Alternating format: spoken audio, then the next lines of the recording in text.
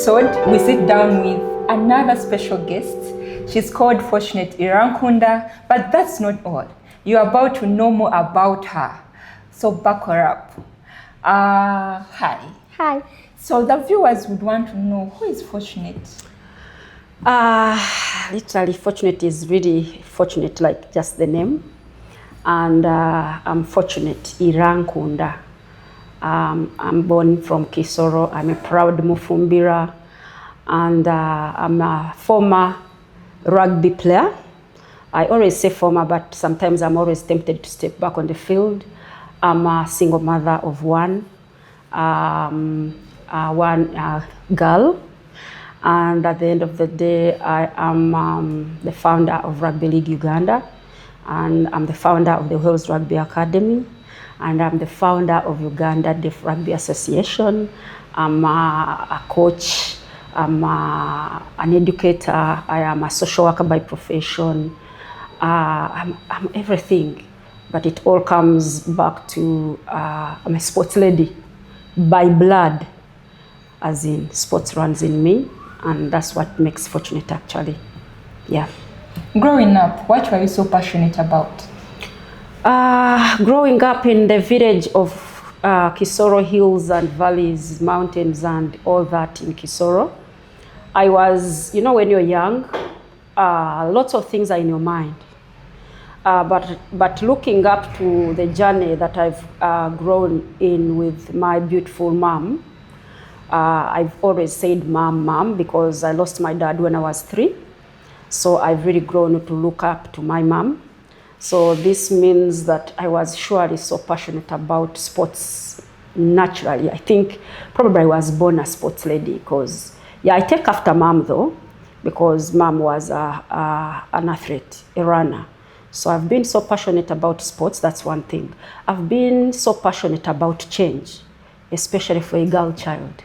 Because of what I've grown seeing with my eyes, I have really come to realize that I have a reason, and I look up to lots of stuff. So I've grown so passionate about being that strong woman, being so unique, standing out, It's like I've always wanted to be, from those young dreams of, I want to be a soldier. When you're young, I actually wanted to be a soldier when I was young.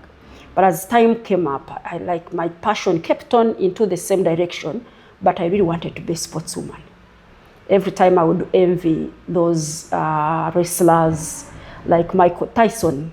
I don't know whether it's called Michael Tyson, but what I know, I grew up knowing Tyson. So I want to be like Tyson because he was the strongest then. And passionate about bringing change in the community, in the most vulnerable, those who are left out. So and I've lived up to it, by the way. Yeah, that's it.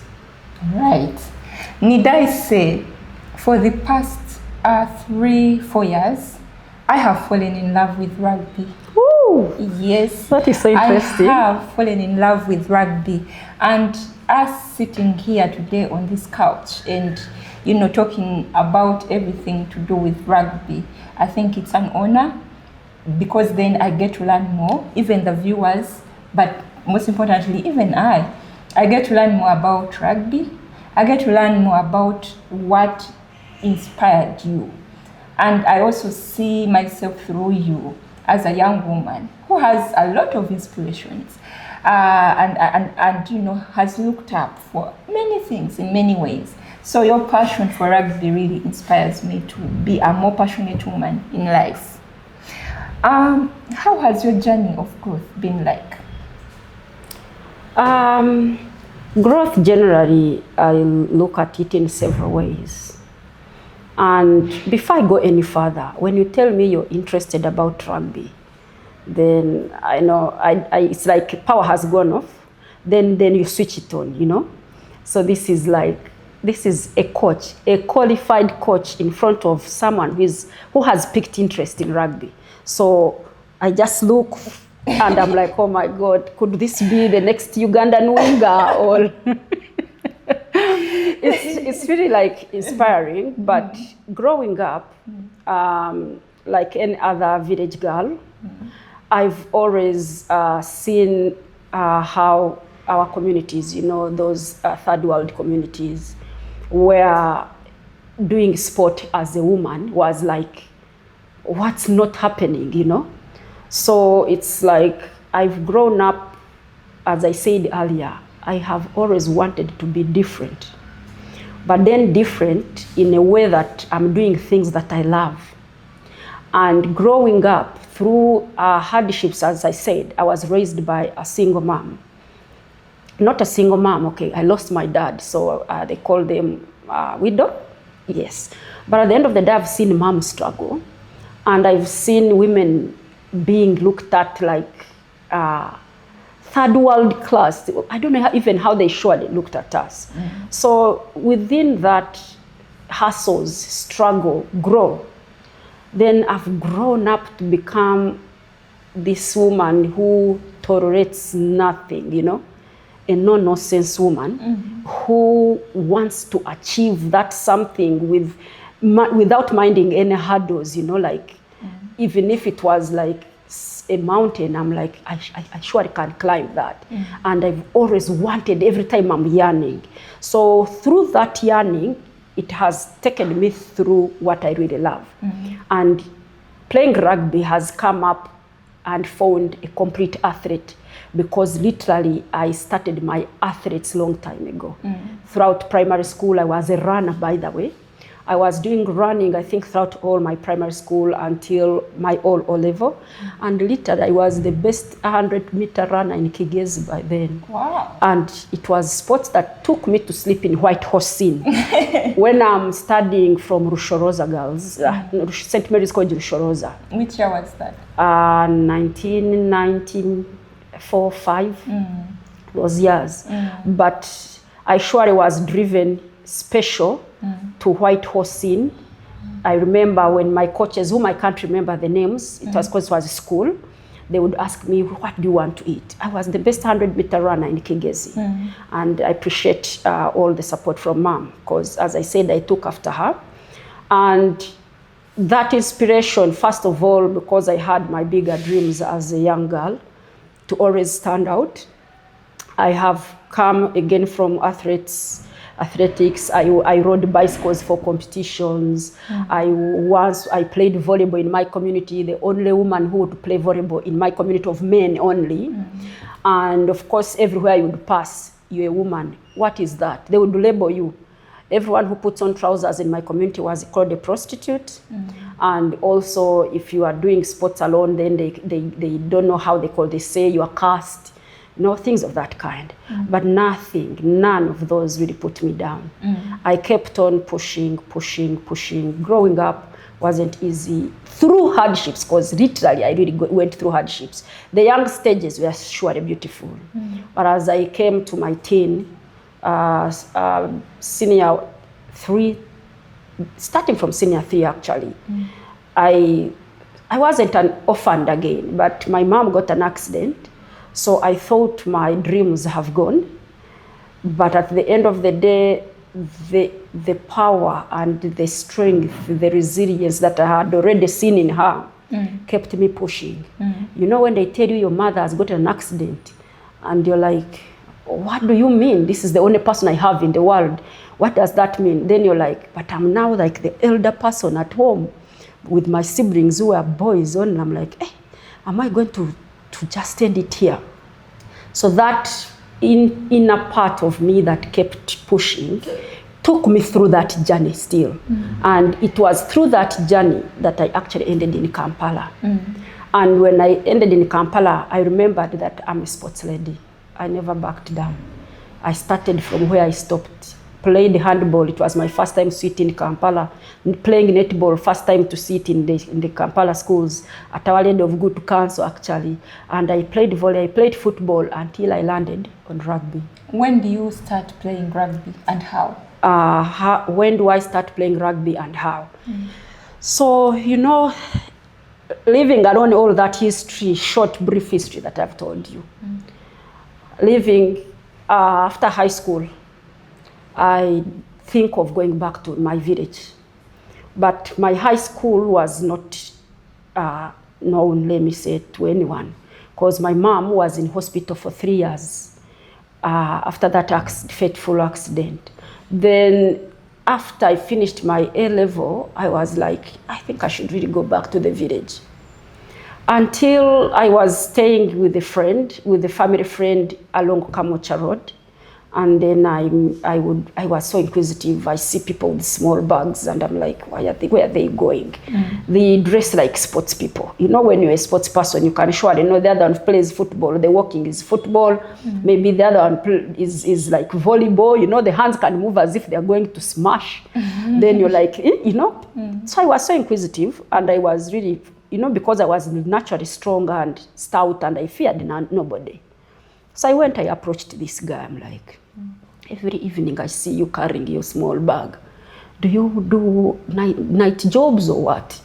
So this guy told me that he plays rugby. To be sincere, I said, rugby? What is the spelling of the name, the word? He spelled it as R-U-G-B-Y. I'm like, that's not rugby, it is rugubai. So I was like, is it played by both men and women? Then he told me, yeah, it is played by both men and women, but women are just starting, but they are always there. I'm like, would you take me? Then he's like, this weekend we are playing. I said, where? In Entebbe. My first rugby, to see the rugby played, was in Entebbe. And that time they used to call the club of Entebbe, is it bushmongers or something to do with the people who are so wild and all that. So I go onto this rugby field. First time to watch a rugby match. My goodness. I don't think I saw people tackling. I saw people wrestling. Then I'm like, maybe even Uganda has got the likes of Tyson. So I think I must be in the right track. You know, I'm on the right track here. So I saw people punching. I would see people pulling each other. And then that interesting part of the scrum, the pushing. Then I'm like, oh goodness, I think I'm meant to be here, you know. So it was like people had bruises. Then I'm like, there is death here, but I think it's better I die here. And the moment I really let that sink in, the following day I asked him, I didn't see women. And he promised me to take me to Chadondo. So when he took me to Chadondo, trust me, the first women I watched, I told myself the sport in me can actually challenge what I'm seeing. And once I stepped on that field, I didn't go back. Take us through that first experience. Which year was that? Which are the first women you met? Now, this year, which year was really it? Was it 2003 mid? It was between 2003 there, because I sat in 2002, so it was my vacation in another year. And, you know, hustle education was like on the side at the moment, because, you know, when you don't make university points, and now you're in a hustle, you're like, are you now going to be a survivor?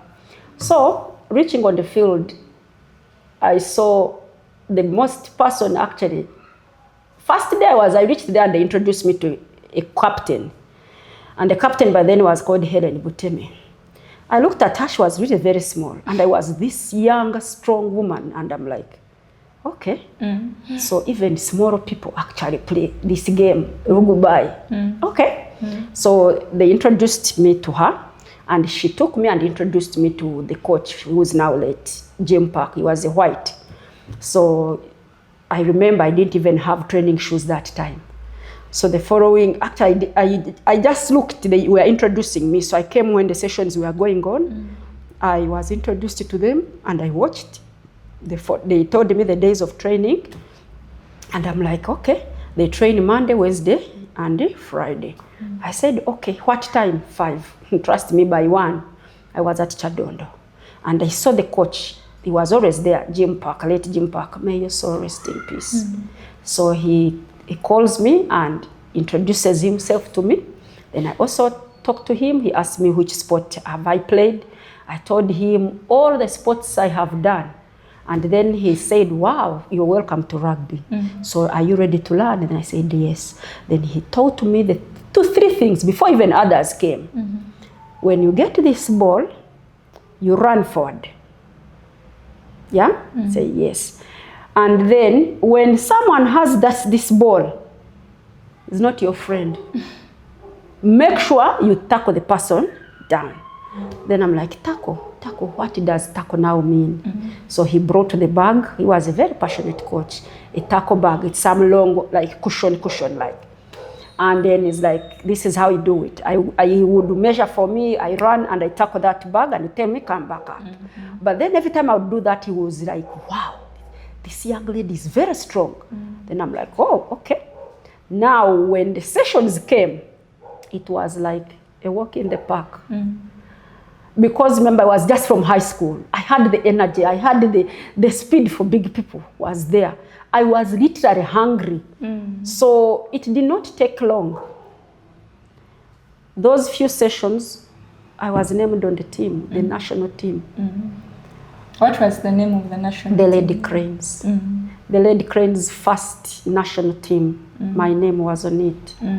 And not only that, those days WBS was on form. WBS a singer, and every time the neighbors would come and say, we saw this girl here. So I appeared on TV, which was also my dream anyway, to appear on TV. And then my first international was in Kigali, Rwanda. And on top of being in Kigali, Rwanda, it was on floodlights. We played at night, oh my goodness. And the energy that the Lady Cranes had that time, the passion the women had, you know this excitement. Probably there are these women who have played other sports, and now they are seeing a sport that is really, it was meant for us, by the way. We did not really do rugby by mistake. It was meant for us. So that first experience, and all the coaches actually that I went with that early time, there's one who is also late Sogi, Seguya Robert, may he also rest in peace. For him, he kept on telling me, once you're on the ground, you're part of the grass. So every time you have that ball, even if someone has fallen down, that is part of grass, step and go. So I'm like, okay, this is so interesting. Step and go. And I actually had the best rugby in me in those, like the first 10 years of my rugby career. And once I stepped on that national team, trust me, for us, our generation, we never thought of money. We didn't even actually look at it as in you play, you're paid. No, this is the new generation of now that actually you find that the coaches are in a hustle. But during our time, we had teamwork, we had the resilience, we had this feeling of we are the ones who hold it. And we played with passion. You go on that field, you're 8 people playing for one number, you all want to get the number. And the only thing you want to just put on that national jersey. It is just like dream come true. You want to put on a national jersey. And that's how my really rugby, as growing up, that is all the nice things that I've really enjoyed. And it has been always a great thing. And it has not ended. From there, it went to another level. Probably you would want to ask me, what level? After playing all that rugby, trust me, as I said, it was a dream come true. And I will always say, now I'm rugby. You can even call me rugby ball if you want. If you can't call me the name rugby, then call me the rugby ball. Because literally, I'm now in love with the rugby ball. The rugby ball is my best friend who never lets me down. Has given me hope, given me the courage, given me the resilience, given me the power to relate, to change the community, to support those who need it. It's everything that I do. So now, the beauty of it, every time you interact with people, you are inspired, and then your mind starts thinking ahead of everything that you are doing. And because I had great people that I met first, the likes of Christine Chizito, the likes of Charlotte Mudola, the likes of Sauda Adiru, the likes of Asha Sonko, the likes of Helen Buteme, all those people really inspired me because I was this young village woman but who has gotten passion in sports, not only rugby, because I had a good history of sports. It was easy for me to join in, but I was inspired. The way they do their things, the way they play, the way they encourage us, you know. So then I started now wanting to be like them. And immediately I thought of it. The coach I was actually looking up to was Helen Buteme, up to today. Because every time I kept on looking at her, this small lady with a lot of knowledge, a lot of love for the game, you know, the way she really handled us, you know, the way we really, like the way women's rugby really started. Everyone has got their inspirations, but in the rugby area, I was looking up to her, and I think I'm living up to what I really wanted to be. So in that way, I started picking the interest of, when I travel across my country and I see out there Kenya, Rwanda, South Africa, everywhere that I have gone, then I tell myself, there must be the many fortunates in my village, in my community, in Uganda generally. So now I changed. I did change. I added something variable to what I was loving, and that was coaching. All right, that was quite an interesting experience. It's a good story, a story of resilience, a story of breaking barriers. For me, I would want to think that rugby is one of those responses that we could take on to actually practically show how women are breaking barriers, especially in these male-dominated systems. And I mean the systems for sports, systems for leadership, all these systems that are formulated around us to govern us, to lead us, to give us services. I think rugby is one of those responses. And again, like I told you, for the period I have gotten to, interact with rugby, I think I'm, falling in love with it more and more every time I get to interact with someone who has been a part of it since way back. Now, Coach, yes, what kind of woman inspires you and why? Oh, wow. Two inspirations. The first woman who inspires me is my mom, Madame Florence Nyirabuntu Bwimana. I will always be proud of her. I know when she sees me, when I'm speaking, she will be happy. She has inspired me from the word go. She has showed me the power of a woman, because, those days of our growing, women, you would see women fending for their children. And reality be told, there were 5 of us. She has never given up on us. Even now, even this moment, when I feel sad, I call Mom. Mom, you know what? This and this. She's this type of person who will never even respond to you badly, will never give up on you, will never get tired of your complaints. She inspired me. And she's a retired teacher by profession. And she was doing PE, she did sciences, she did mathematics. She has always really given us hope. And she has been my inspiration, because I have seen what she can go through that I've always put on my to-do list. If I fail as fortunate, I wouldn't want to fail, because I have someone I emulate. Even when she got an accident and she was down on that Mulago for 3 good years, not 3 months, not 3 days, 3 years when her legs are hanged. When we lost hope for her, she had hope, and she kept on telling us, this is not the end of it. Look at the stories of Job in the Bible. Look at this. So he kept on referring us to the Bible, and she's like, these are hurdles that a human being goes through to reach victory. And with a lot of packages, a lot of counseling, even when we feel we have gone astray, we hate ourselves, she was always there to tell us one statement: God is watching all of you. You shouldn't give up. And we cannot come from all that far to just give up now. The same thing, the Lord cannot bring us from all that far to let us down. So growing up, and even in my sports, it has really been positive, because I remember those days I would go riding a bicycle competitions and she would stand on the road to wait for me. While other women are abusing their girls, like they are being nuisances because they're joining sports, my mom was always there to tell me, I have your back. She would stand on the road and wave at me when I'm riding, enjoying my bike. You know those hills of Kisoro? It was really fun. And every time I did anything, or I say I want to go and play football, I played football in my community as the only girl. So what she would do, I don't know whether it's because she was a teacher, but she would come from work, and then she's a teacher. It's the same time even school children go back home. But when we are in holidays, I would tell her I want to go and play football. So there is a village club. It was not a club, it was just a village team. It was called Yanga Simba from my village. And I would tell her I want to go and play.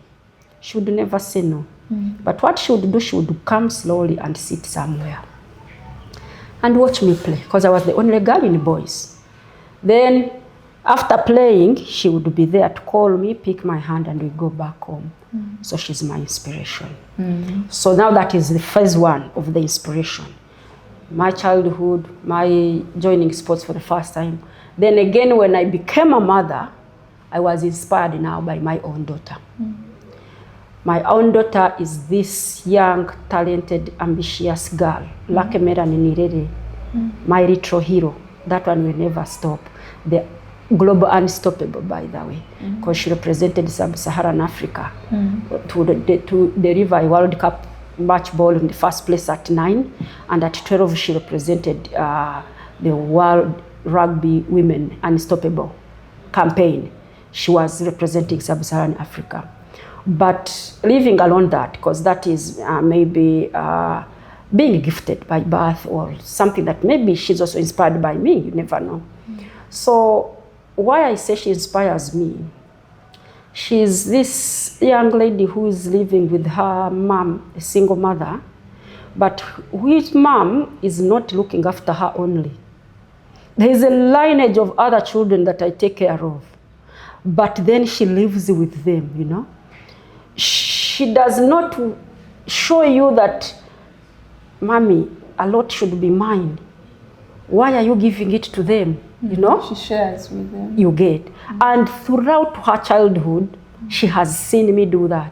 She has lived with different types of girls that I cannot even explain or count.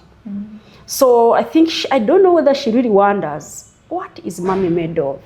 But she takes it calmly with ease. She shares what is meant to be hers, and then pushes that even I failed. For example, why I'm inspired by her. You know, as rugby kept on growing, we started now growing wings. Let me say, I can say that. Because our mother club is the Thunderbirds Rugby Club of Chadondo. But as time went on, a smaller other club started, Rangers. It didn't last long. So the full women of over 70 people started now splitting. It was good, because if we hadn't done that, where would the competition come from? So now a Rangers was started for a short time. Then from that, a Panthers was born. So now Rangers disappeared, but then the Panthers was born. So when the Black Panthers were born, we had 2 clubs in Uganda. And then we had to even choose, because you know, you're young, and being young, you really don't know, for you, what makes you happy is what you go with. So it was like, who wants to go with Coach Helen and who wants to stay with Thunderbirds? So of course, all of us who are young, especially me, I was inspired by Helen, everything, because being small and I'm big. And I'm like, for me, I'm going with Helen. So we went, and Panthers was built again. So we started a second club. So as we kept on going, this life and the way we've seen children grow, I would say that when I produce my child, because she's a rugby baby who was born when she's playing rugby in the womb, I would think that maybe when we interact, the way we mingle with rugby people, maybe something else would come up and they're like, no. But no, she took it the way it came. And when I gave up, women problems, you know, women problems. Women wrangles, then everything disturbs your peace. And then you're like, should I give up on sports? She was the person who told me, you give up and go away. I am a rugby baby. So when you give up, where do I go? Are we going to now play football or do what or do what? I said no. So as education would also click in, because I still continued with my education. That's how I got my social work and social administration. So again, from again Panthers, now I had to relocate to Entebbe. Now relocating to Entebbe, we need to think, shall we go with our rugby or will I be coming from Entebbe to Kampala? And then the finances are not even available to support women. Then I'm like, okay, so what is the way forward? Then the Sharks was born. Sharks Club was born. So I was still in the Sharks Club. And I was still among the founders of the Sharks Club in Entebbe. So, and then Helen was like, okay, now let's do Sharks Club. By then, did the Panthers find any challenges? Or during that time? No, it continued because literally I relocated, so we couldn't really be traveling. No one was there to fund us. So when I started, then I'm like, now since you started and you have passion about coaching, let's start another club. We go with all those who come from Entebbe. And then Sharks was made. And then now we had 3 clubs. So it was Thunderbirds, Panthers, and Entebbe Sharks now. So, yes, so we kept on like that. Then again in Entebbe Sharks, as I said, women problems never end. Because lots of things that I wouldn't really want to. I think let's just call them councils. Women councils. Yes. So women councils really never ended. But then I embraced them because it's those challenges that make us stronger. They give us ideas of whether do you want to go forward or you want to break down. So now this P4 girl, my lucky Merani Nirere Omuwat, comes and tells me, do you know what, Mom? Look at the journey. You are a national rugby player, you've traveled, and I feel the vibe. I think we should start our own team. She was a very young girl, I think 6 maybe, between 6 and 7. Then I'm like, now what are you talking about? It's like, for me, I don't want to see you not playing. I want to see you play rugby. That's something that I've grown to, and every time you tell me you played when I'm in the womb, so if I played in the womb, do you want me to stop here? Then I'm like, no, you won't stop. What do you want to tell me? It's like, no, we can't start. I have already the name. I'm like, are you sure? And I'm like, where did you get the name and what are you basing on? And I'm like, when I sat down, I looked at it. Then I look at this small thing telling me she sat down and looked at it, you know? Then she's like, a whale, mommy. A whale is that biggest animal that lives in water that can swallow each and everything, whether on land. You get? Then I'm like, I think we should call ourselves whales. What do you think? And then the Whales was born, just like that. Was that a club or it is something else? We started it as a team first, Whales team. Then, because we got a name, so she used to be in boarding school. So when she went, she told me, Mommy, I've gone, but make sure you grow the whales. Then I told her, no problem. So I started the Whales team in Entebbe, in a place called Ibunono. After between Katabi, between Katabi Sese Gateway opposite, they are in that community. So by the time she came back, my house was full of children. The neighbors would knock my door. Kids were like, where are you, coach? Now the name coach started with vibe. And I think she also started calling me coach. The name of Mama Lucky disappeared. And I started being coach. I was inspired, first of all, by big words from a small girl. And every time she would tell me, how far, mommy? I think I'm loving it. I'm like, wow.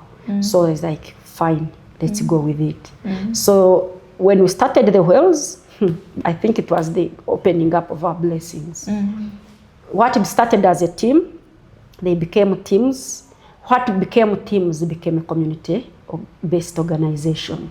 And what became a community-based organization became a center of excellence and a center of educators, coaches, all young coaches, because every kid that would come to me, I would teach them rugby, but the soft version of rugby, because in my mind, I still knew rugby is a contact game. It's a game that needs strength, energy, and thinking. When they get injured, I do not have money. I don't have where to put them. So I kept on wanting to learn, and I was lucky that I was introduced to tag rugby in 2012. So I started now doing tag rugby. Everywhere I went, let it go, I'm going for just a Christmas visit in my village. I would go with rugby balls, with the tags, and I would go and teach tag rugby. I would, whenever I would go, for someone has invited me for maybe birthday celebration, so long as it's away from my area, I don't leave that place minus starting rugby with the people that I've found there. So the passion kept on growing and growing and growing, and now through the inspiration of my daughter and my mom, there's nothing that can stop me. I am still unstoppable. Yeah, that has been quite a journey. You founded and you're still founding, if I could say. What has your experience been like working with the young girls, the likes of your daughter, listening to their ideas and bringing them to life? How easy has it been for you? You said they are cancers. So now it brings back that women cancers. But apart from women cancers, then there is the stereotypes. Then again, apart from the stereotypes, then there is this of a woman has no say. Then they land on a woman like me who tolerates nothing. I love that because I want to speak to someone direct in the eye. I want to look at you. I don't want to shy away. That's not my thing. So because of that passion of empowerment, building communities, touching the most vulnerable, mingling with those who are always left out, I realized that yes, it is not an easy thing to bring girls up, especially in sports and in an environment where men think everything is for them. I don't know whether that's really the right word, but that's what I've grown through. Like when we are playing rugby is played by both men and women. So it has really been a bother to me why the men are taken to be favored. To us, that's how I see it. And I really believe maybe even others see it that way. Why are they favored? Because we are all playing rugby, the same ball, the same rules. There's nothing that changes, because literally if we were different, women would play 80 minutes, men would play 80 minutes, and women would play 20. If that's how they wanted to look at us. But then when I added all that up, I decided to become the voice of the women. And going through women, helping these young girls, it's not an easy task. That one I can assure you. Because these are girls from different backgrounds. Girls who come from different communities, like the community I grew in, where girls are looked at like you're supposed to only get married at whatever age. When the nyonyo comes up, you're ready for marriage. Then there's this one, for us in our culture, girls cannot do this. That is for boys, that is for boys, that is not for girls. But then, putting them together, these young girls, when they are young, they are so coachable, so lovely, so exciting. You can identify talent. You can look at now young Maureen and you're like, wow, this is the next Ugandan winger. And then young Maureen looks at Fortunate, who is big, strong, speaks with energy, and is like, okay, I think I will be with that coach, Literally every girl that I've gone through, that I've taken through things like that. But then, when they reach the teenage age, however much we really do all the teaching, because in our sports programs, especially, may I speak as me, the Wales Rugby Academy, and other programs that we have grown, that they let the girl play projects, they sign through tag, because it's inclusive, and we bring everyone together. Then when these girls reach a certain stage of, I am talented now, they forget it all. They forget the behind part. So literally, the time for us to put them in the right direction becomes a hassle, becomes hard to balance. And that is the reality of the matter. So we would always want, to see when these girls pick the basics of rugby. They love to play. Then we take them through leadership. They learn to coach. They learn to ref. They even learn to manage clubs or small teams, like maybe under 10, under 12, under 14, in that order, because that's what we do, especially in the Wales Rugby Academy. So you find that it is becoming so difficult. And also the environments that our girls are in, it also contributes a lot. Then you bring these Generation X diseases. The technology is mishandled also. So you find that us who are doing leadership, empowerment, and all that community development in girls, we have to compete with all systems to make our girls stay and play. So it hasn't been really easy. But regardless, we have seen great fruits, because great fruits of our own players. Now, as I said, my inspiration, if she's just made 19 and she has captained Uganda 3 times, Rugby League women, the national team women of Rugby League, she has been captaining it. And then I look at all the girls that have taken through, the likes of Isabella Ira, the likes of Alanyo Nema, the likes of Sarah Chirabo, Faith Namuga, Pisire Kulu, those ones that we inspire. Then we are like, okay, this is beautiful. Out of 100, at least get to save 3, get to save 2. Those ones we hope will inspire the rest. And the theme is we never give up. We go through all those hurdles, but we don't. You don't give up. Because if we give up, then who will keep on the journey? Nobody. Yeah, so we don't give up. Okay. Wow, the conversation is really going on, and everything you're saying is inspiring. It really shows the passion you have, where you're coming from and where you're headed. And much as you talk about all these hurdles, to anyone, to me listening in to this conversation, I feel like it is driven by passion.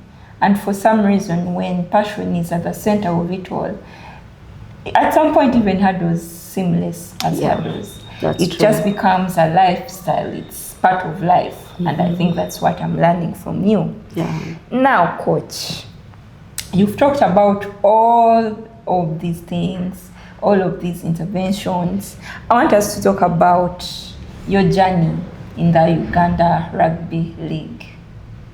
Yes. How has it been easy for you to champion the Uganda Rugby League? Wow. Yes, as it's always said, championing anything, not only like this big organization or just a school, it's not always easy. And championing Rugby League Uganda wasn't really easy, but it is deeply rewarding. That's what I can surely say. And we have really faced real challenges, and among them being the financial resources, which would be used to cover the welfare of the players, the travel, and the equipment. And then we have really faced that challenge of media knowledge, like media coverage. We still have that low, how can I call it? Talkability about the league. Yeah, so it is making us continuously address the community about the rugby league and how it differs from rugby union. And then we also have that the volunteer, let me call them volunteering versus professionalism. So literally we are actually looking at people who want to work with us are those who have got that little time to spare to work with us. So that is also a big challenge. But regardless of all of those challenges, we have achieved a lot. We have got to see numbers increase. Participation of players has gone up, especially women. They have gotten involved, they have been empowered, there have been lots of coaching for the young ones, the older ones, and at the end of it all, it is, we can't say we are failing. It is a young sport that has come to this country, and we want to continue embracing it, continue enlightening the community that literally rugby league is a global sport. And a global sport that is played by Kenya, Nigeria, Ghana, why not Uganda? So when we said yes, it's a hurdle, it's lots of challenges, but then the rewards are satisfying. When I first put out the national team of women rugby league and they went for their first test match in Kenya, I even didn't believe myself, and I was like, okay, literally it's just like this. And then when we hosted Kenya, then again we played 2 test matches. I surely believed that regardless of the hurdles, we are actually going up. And to be sincere, we always have a saying in rugby, you fall 7 times and stand up the 8th. And me personally, I hold the bull by the horn. I am not giving up. Rugby league came to stay. And also focusing on empowering, building, and opening doors for those who are always left out. That one will not go because I've set goals. I have my personal goals. Rugby league as a federation has got its objectives. It has its goals. And then the rewards now that we see regardless of the challenges is we are having our championship. It has gone Eastern, Western, Central, and we are seeing the fruits of the hard work. So challenges, we take them as lessons and opportunities. And the fact that we have moved from that far to here, unstoppable is the word. And Rugby League Uganda has, I don't know, it has really opened doors. And I can promise you that we are going to go, and we are still going. What are the structures of that federation like? What do you mean by structures? Governing structures, leadership structures. So normally, like any other structures of an organization, we have the chairman, we have the vice chairman, we have the secretary, we have the rugby directors. So literally, me personally, I'm the rugby director of Rugby League Uganda. And being a founder, yes, I take the role, the CEO role, let me say. And as I said, we have challenges of volunteerism versus professionalism. Those who have passion to spare time are always there for us. But at the end of the day, we are still open because we are growing. We are still open to those individuals who still feel they can actually join our journey, and we grow rugby league in How this many country. teams? At the moment, we have 8 teams. 8 teams? Yes. Both women and men? Yes. We have 8 teams, 4 men and 4 women. Oh, okay. Yes, with 4 Nice. clubs. Congratulations. Yes. Thank you. I think you're doing so great. Yeah, and I'm doing please so. keep it up. Yeah, it's great. And by the way, we've signed the first professional rugby league in Uganda. We signed a professional player who plays both codes, rugby union and rugby league. And the captain of the Sevens, Uganda Rugby Union, was signed in the European club, the York Valkyrie in UK. So to us, Rugby League Uganda, we see that as a milestone. And those are opportunities that we are talking about. Those are doors that we look up to utilize when they get open. So it is rewarding, regardless of the challenges. And in every sport, everywhere, the challenges are there. What has been your secret to maintaining a career for over these years, especially in the male-dominated world you're in? I think there is not that much of a secret. It's rugby to me is not just a game. Rugby is a form of building my community, relating with people, empowering young women and girls and all athletes, both male and female. Rugby is inclusive. You know, we do not want to leave anyone behind. So in this case, when you say it's a secret, like what secret? There has not been such a secret. It is just making it clear the reasons why I love the sport, because it's satisfying, as I have listed them below. Yeah. And at the end of it all, when you are working in the systems where they are men, then it means that you have to work double. It means that you need to work harder so that the results define what you are looking up to. Because literally, consistency will show achievement. Yeah. So at the end of the day, it's exactly what you set and you get stuck on it. You make sure you don't lose focus. You make sure you keep living up to it. And then the resilience, the passion, and then the purpose. You know, every time you have a purpose to achieve something, if you have a purpose, now I'm looking at the young coaches that I have. I'm looking at the young referees that I have in this country, actually. I think I must be having the young referees, the young coaches, the young managers in Uganda generally. All those purposes, they keep me hooked to what I want, to what I want to achieve. So that makes me like actually different. And of course I can't forget self-drive, discipline, and also I keep wanting to learn. I get my time and I invest it in learning more in coaching, learning more in refereeing, learning more in administration, empowering other people and valuing the purpose that they have also.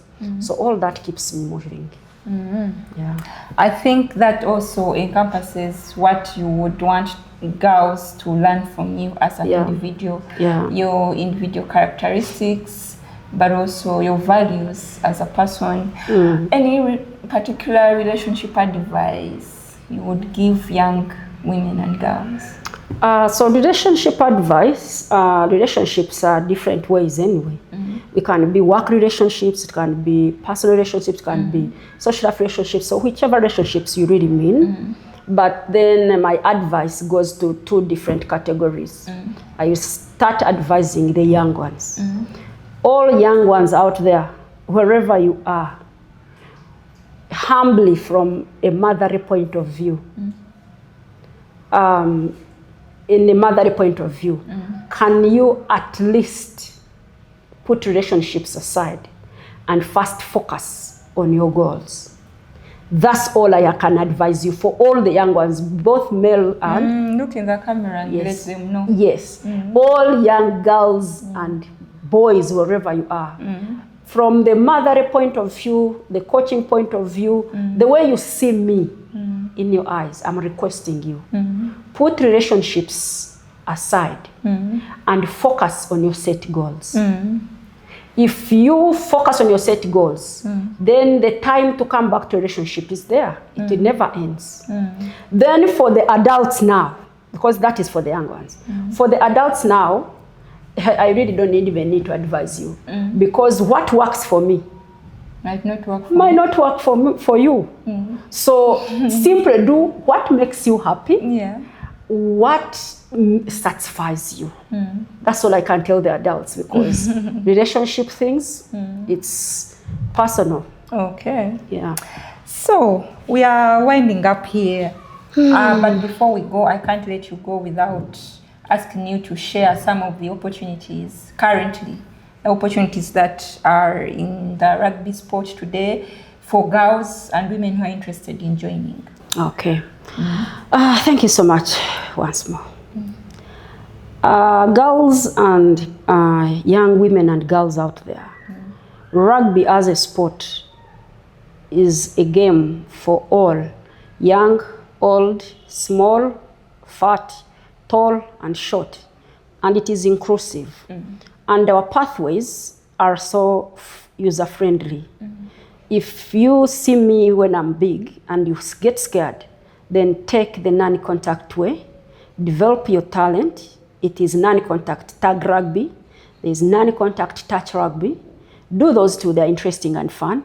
They can be played mixed mother, father, child, grandchild in one team. And at the end of the day, by the time maybe you get to the higher level, you can surely choose which direction you want to go. So I will take it back again to the Wales Rugby Academy. So our pathway is so simple. When we recruit Maureen to Kahira, we teach you tag rugby. Tag rugby is a non-contact game played by both boys and girls, mixed or not mixed, whichever way is good for you. And we teach you all the basics of tag rugby level 1. We take you through tag rugby level 2.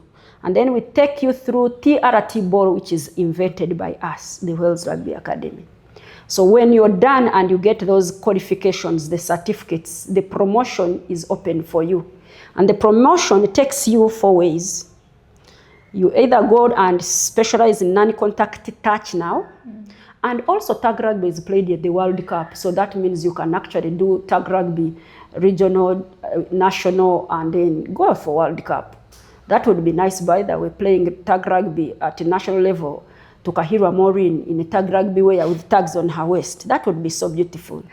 So that's one opportunity.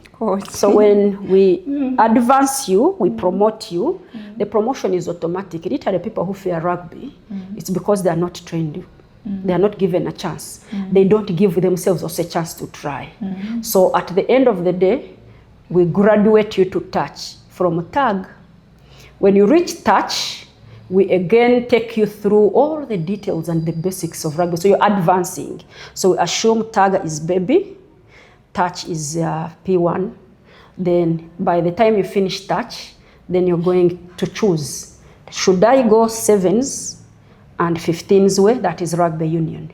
Or I go 9s and 13s way? That is rugby league. Or you say, I want both. For us, in our academy, because it's a center of education for rugby, we give you an opportunity to choose where you want. And where you want is where we shall focus to build you from. We don't limit you. We know that rugby union and rugby league are different codes, but they are all global sports played by all capable athletes. And now the fact that me as a coach, literally I didn't tell you, I'm a certified world rugby level 2 coach, female in Uganda.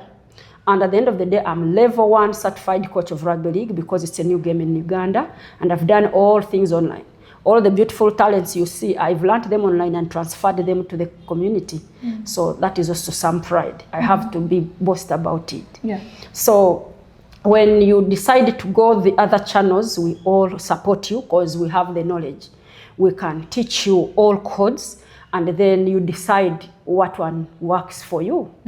Then from there, you become, once you pass level TRT ball, tag rugby trust ball, that is a game that is interesting in our area. If you want to know more about it, join Wales.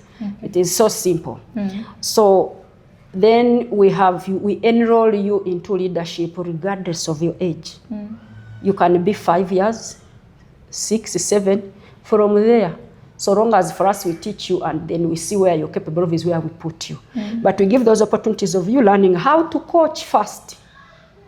You learn the game, you play it, and you coach it. Those are great opportunities. So by the time you go to reach the playing age of contact, you can actually become a referee also. You can become a coach. Those are all opportunities. And apart from those ones, then you can become a national rugby player. You can either play national team for your 7s, for 15s. You can come rugby league and play national team 9s and 13s. And apart from again playing, then you travel. Everybody wants to surely travel. But then you travel with a purpose. Go and represent your country. Go and play professional. And at the end of the day, go make friends. Or move from one country to the other, go learn the cultures, come back and teach us. All those are also opportunities. But then you should also put in mind that the new curriculum of this country is also emphasizing on PE. So our programs are like, let me say, finished pathways for the new curriculum of PE. Because we are game sense focused programs, the way we teach them is actually what the new curriculum needs in education, in the PE system. So that means if we surely prepare you, go through our pathways, the opportunity of being a PE teacher, you don't need to hustle. The jobs will be looking for you. Those are all opportunities. And if girls in this country can actually capture into that, then there is no more hustling, looking for what to eat, what to wear, how to look good, how to smell good, because the readily jobs will be waiting for you. Then also we are looking at opening those doors of professionalism. And as I said, we signed our first professional rugby league player. So there are also those chances as outside clubs want to share the fruits of the talented girls and women and men, you know, of Uganda and of Africa as a whole.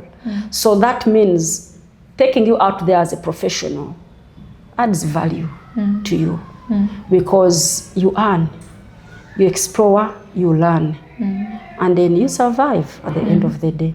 And keeping within sport itself is a great opportunity because you're saved from lots of things that would hinder the development of your programs. Yeah. Do you certify these trainers? Yes. Okay. We do certify them. All right. So, Coach, Yes, I'm going to take you through an interesting exercise for these last sessions. I know it's going to be kind of conflicting for you, but we would love to know, for both men and women, currently, which ones are your favorite teams? Women. Okay. Women teams. Women teams. Avengers. So which one of the women teams are you like rooting for right now? Hello, Avengers. You're here in the heart. Then from Avengers, I go to the upcoming teams, She-Wolves and Iwis. Oh my God. Then of course, like, it's not like I am rooting to fail others. It's just because there are people I have seen grow who are in those teams, and it inspires me. But I will not forget my mother club, of course, the Thunderbirds. Of course. Yes. But currently, Avengers. Avengers, yes, Avengers, come on. Captain Sarah Chirabo, where are you? Okay. I'm coming. Cabrin Chirabo, all those stars, Maimuna, Juliet, Faith, all those ones are my stars. I know. So that's my club. Shout out to everyone. Yes, come on, all women in Uganda, I love you. Now, Coach, looking at this current situation, the reshuffles, the team strategies, the talkability that we just, discussed, which team do you think stands a better chance of winning the 2026 Sevens circuit? Both women and men? Yes, even men, include them. So for men, my team is the KCB Cobs. Please, KCB Cobs, 2026. I don't want to say if you don't win, I will cross. I don't know how to sell a deal. I'm like an Arsenal fan. So I think, I don't want to think. I just want Cobs to win 2026 because it's my club. It's my team, it's my club. I just like the Cobs. Yeah, I don't know whether I was so attracted to the Blues because the Wales first female team to go into contact was called the Blue Whales. So every time I would I think relate it to that. So I'm like, yeah. So Cobs, please win for us our sevens, and then Heathens win for us the 15s next time. You lost this time, but then go for it next year. Yes. Yes. Do you want to know which my team is? Yes, you smell a pirate. No, actually, because like I told you, you love 3 years. Yes. Is when I'm learning more about rugby. So I want to associate or align myself with the champions, trending champions right if now. If I were you, so can I tell you something before you even tell me? Can you please go for Kabale bags? Let's grow Kabale bags together. I wanted to give that comment.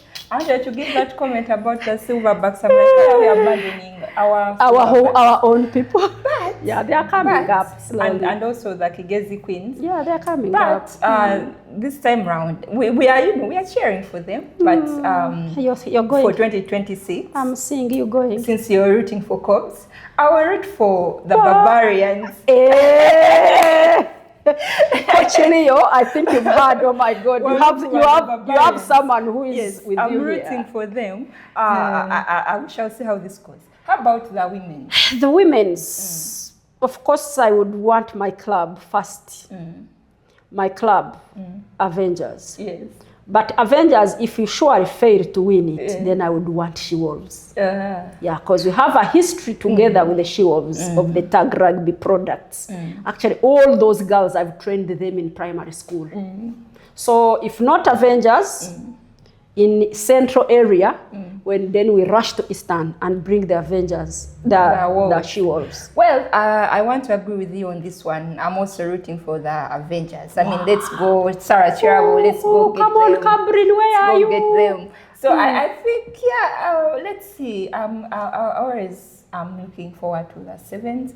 I think it's an exciting experience, an amazing one. This year they were in, Cavalry, and it was amazing to see this new sport, being emphasized. For young people in Kigezi to also embrace it. Yeah, so challenges here and there, but I know it's such a good thing. And talking about the 7s and 15s, in the near future, people will only be talking about the 9s and the 13s. Yeah, I had you introduce them. I mean, I'm ready to learn more about of course. them. And guess what? The Kakira Rugby Union Club embraced Rugby League last weekend.